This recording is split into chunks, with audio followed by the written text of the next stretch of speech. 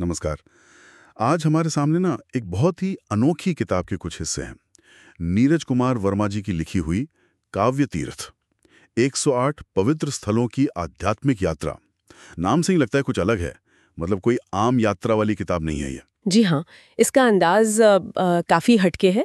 ये किताब भारत के 108 जाने-माने तीर्थ स्थलों को कविताओं के आईने में दिखाती है। तो आज हम इसी स्रोत सामग्री में जरा गहराई से उतरेंगे, समझने की कोशिश करेंगे कि भाई इस किताब में ऐसी क्या खास बात है, क्यों इसे एक अनूठी कोशिश कहा जा रहा है।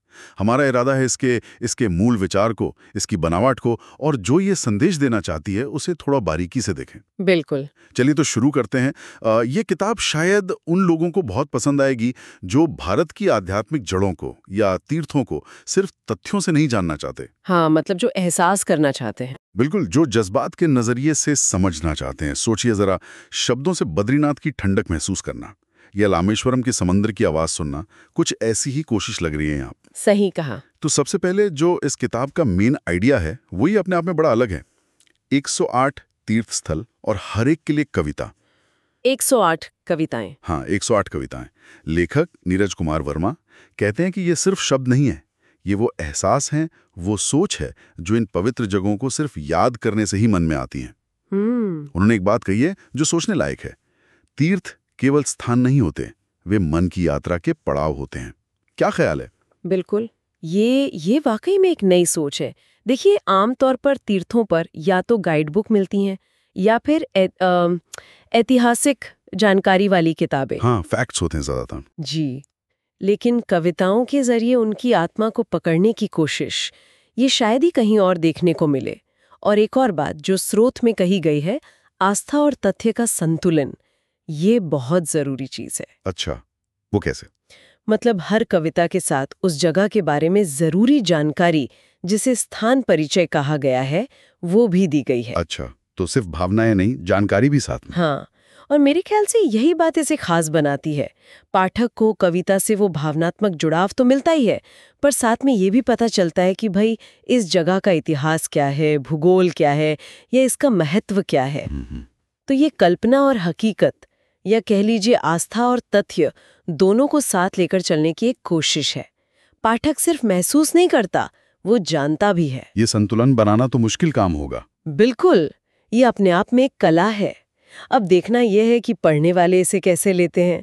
क्या कविता ज्यादा हावी लगती है या तथ्य, या फिर दोनों मिलकर एक ज्यादा गहरा अनुभव देते हैं।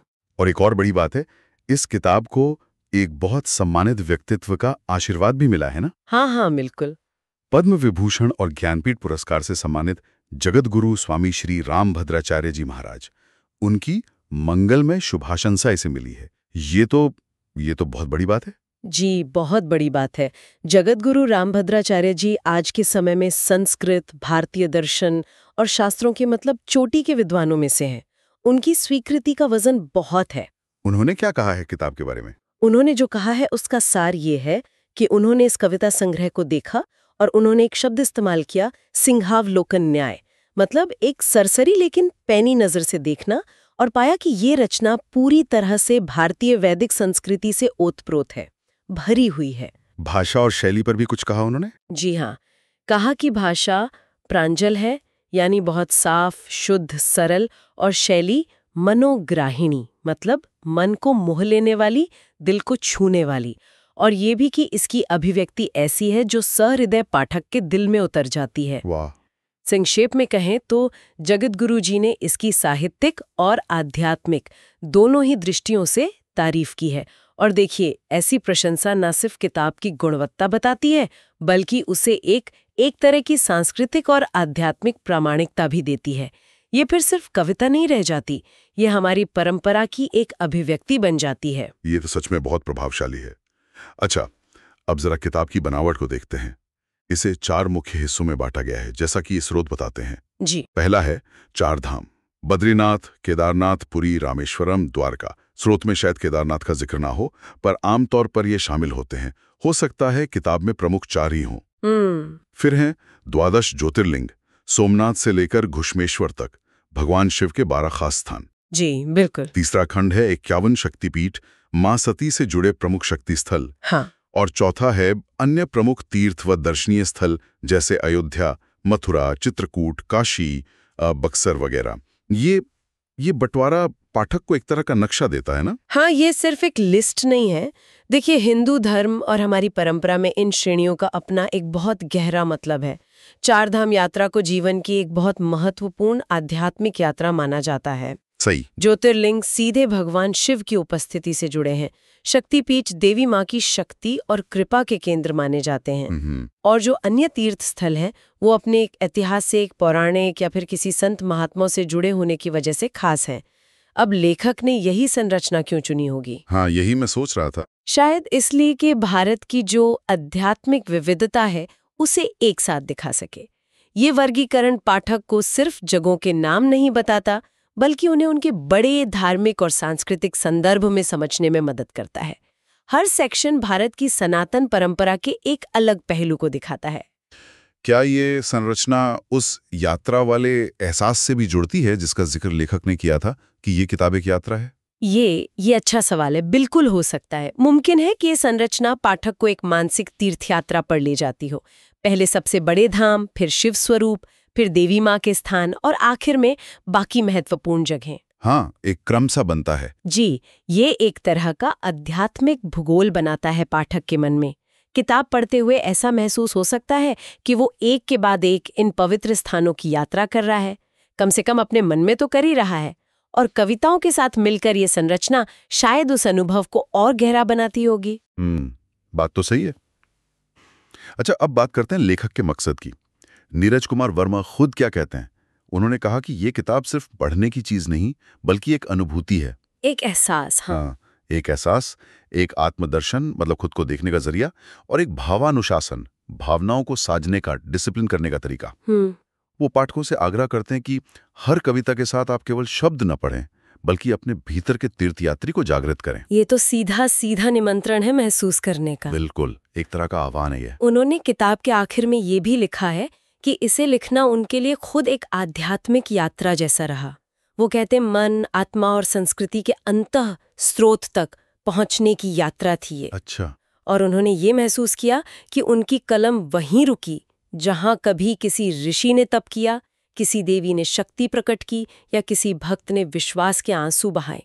इससे ऐसा लगता है कि लिखने का जो पूरा प्रोसेस था वो भी उनके लिए एक साधना जैसा था। और यहीं से एक बहुत दिलचस्प बात निकलती है कि कैसे किसी का अपना निजी अनुभव, उसकी अपनी साधना, पवित्र जगहों की व्याख्या को एक नया रूप दे सकती है। हाँ, ये तो है। देखिए, लेखक का जन्म बक्सर बिहार में हुआ। वो जगह खुद ऐतिहासिक और पौराणिक रूप से महत्वपूर्ण है। स्रोत बताते हैं कि वो सनातन मूल्यों और साहित्यिक संस्कारों में पले बढ़े हैं। अच्छा। तो जाहिर सी बात है, उनके अपने जीवन के अनुभव, उनकी आस्था, उनका जो चिंतन है, वो सब इस किताब में झलकता होगा। तो इस किताब से उनका असल लक्ष्य क्या है?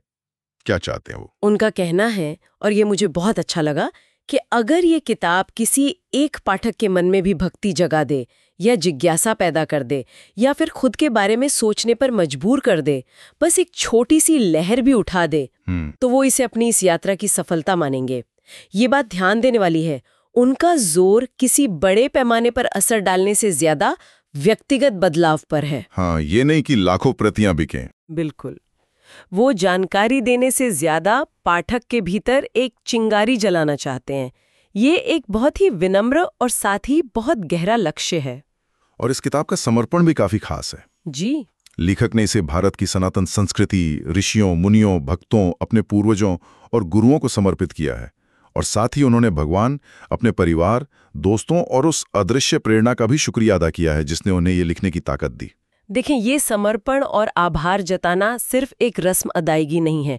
ये दिखाता है कि लेखक अपने इस काम को एक बड़ी परंपरा, एक लंबे सिलसिले के हिस्से के तौर पर देख रहे हैं। हाँ, मतलब वो अकेले नहीं इस यात्रा में। बिल्कुल।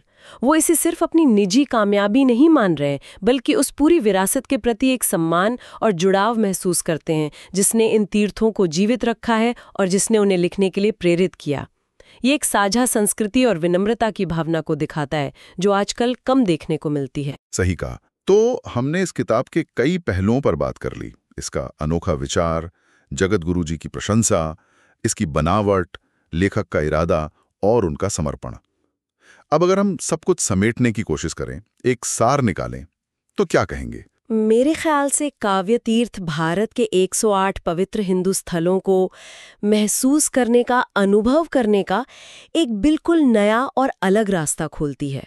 ये सिर्फ इतिहास या भूगोल की किताब नहीं है।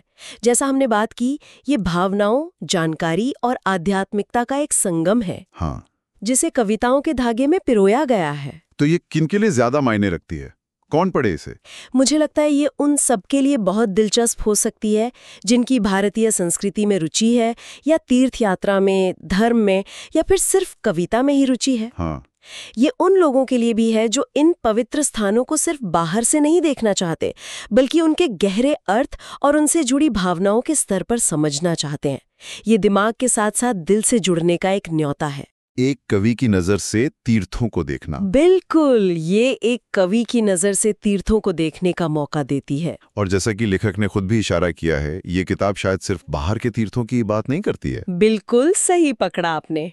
लेखक का संदेश हमें इन बाहरी तीर्थ स्थलों से आगे ले जाता है। वो हमें अपने भीतर के तीर्थ की खोज करने के लिए प्रेरित करते हैं। अपने भीतर का तीर्थ? हाँ, और यहीं पर शायद हम सब के लिए सोचने वाली एक बात है। क्या हमारे अपने जीवन में आस्था का, या ध्यान का, या सेवा का, या कर्म का कोई ऐसा केंद्र है?